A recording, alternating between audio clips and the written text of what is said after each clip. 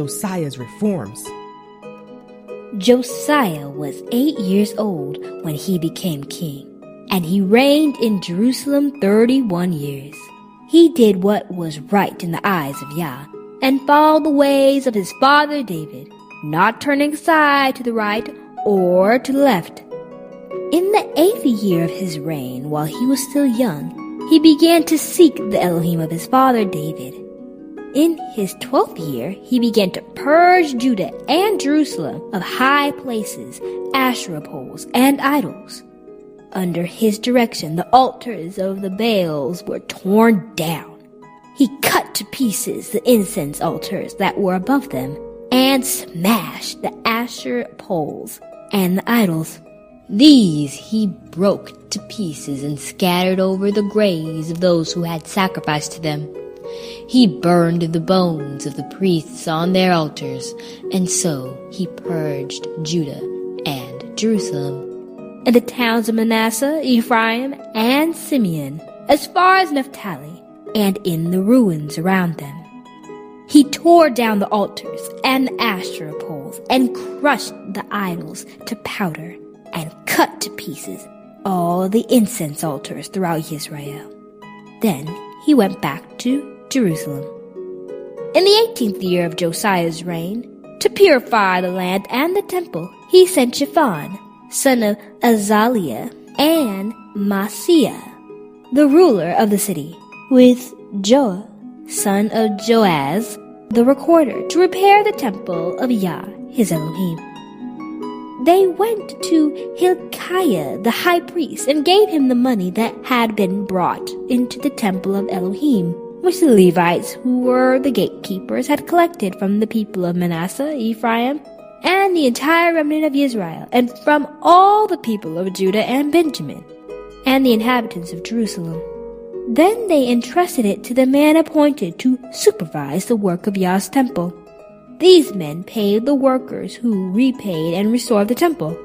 They also gave money to the carpenters and builders to purchase dressed stone, and timbers of joists, and beams for the buildings that the kings of Judah had allowed to fall into ruin. The workers labored faithfully. Over them to direct them were Jahath and Obadiah, Levites descended from Merari, and Zechariah, and Meshullam descended from Kohath. The Levites, all who were skilled in playing musical instruments, had charge of the laborers and supervised all the workers from job to job. Some of the Levites were secretaries, scribes, and gatekeepers. The writing of the law found. While they were bringing out the money that had been taken into the temple of Yah, Hilkiah the priest found the writing of the law of Yah that had been given through Moses. Hilkiah said to Shaphan the secretary, I have found the writing of the law in the temple of Yah. He gave it to Shaphan. Then Shaphan took the writing to the king and reported to him. Your officials are doing everything that was committed to them. They have paid out the money that was in the temple of Yah and have entrusted it to the supervisors and workers. Then Shaphan the secretary informed the king. Hilkiah the priest has given me a writing. And Shaphan read from it in the presence of the king. Yah said to Moses, give the people of Israel these instructions, which apply both to native Israelites and you must keep all my decrees and regulations by putting them into practice. Otherwise, the land to which I am bringing you, as do not live according to the customs of the people I am driving out before you. It is because they do these shameful things that I detest things, that I detest things, that I detest things, that I detest things. When the king heard the words of the law, he tore his clothes. He gave these orders to Hilkiah, Ahikam son of Shaphan, Abdon son of Micah, Shaphan the secretary, and Asaiah the king's attendant. Go and inquire of Yah for me, and for the remnant in Israel and Judah, about what is written in this writing that has been found. Great is Yah's anger that is poured out on us because those who have gone before us have not kept the word of Yah. They have not acted in accordance with all that is written in this writing. Hilkiah and those the king had sent with him went to speak to the prophet Huldah, who was the wife of Shulam, son of Tokath, the son of Hasra, keeper of the wardrobe. She lived in Jerusalem in the new quarter. She said to them, This is what Yah, the Elohim of Israel, says. Tell the man who sent you to me, this is what Yah says. I am going to bring disaster on this place and its people. All the curses written in the writing that has been read in the presence of the king of Judah. Because they have forsaken me and burned incense to other deities and aroused my anger by all that their hands have made, my anger will be poured out on this place and will not be quenched. Tell the king of Judah who sent you to inquire of Yah. This is what Yah, the Elohim of Israel, says concerning the words you heard. Because your heart was responsive and you humbled yourself before Elohim when you heard what he spoke against this place and its people, and because you humbled yourself before me and tore your clothes and wept in my presence, I have heard you, declares Yah. Now I will gather you to your ancestors, and you will be buried in peace. Your eyes will not see all the disaster I am going to bring on this place and on those who live here.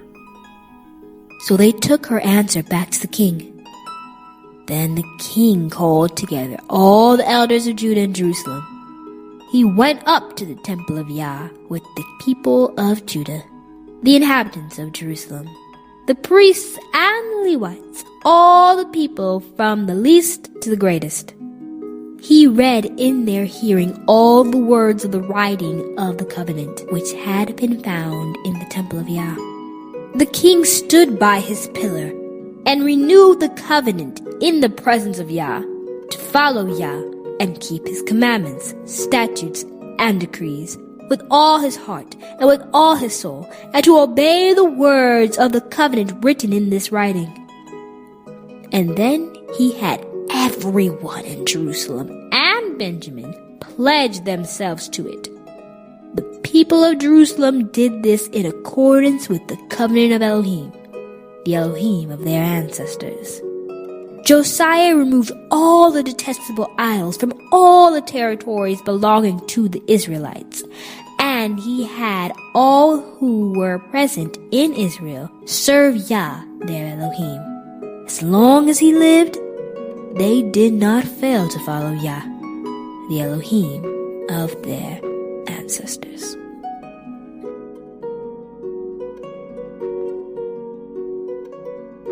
Did you notice that even before King Josiah found out about the writing of Yah's law, he removed idols from around Jerusalem and started repairing the temple?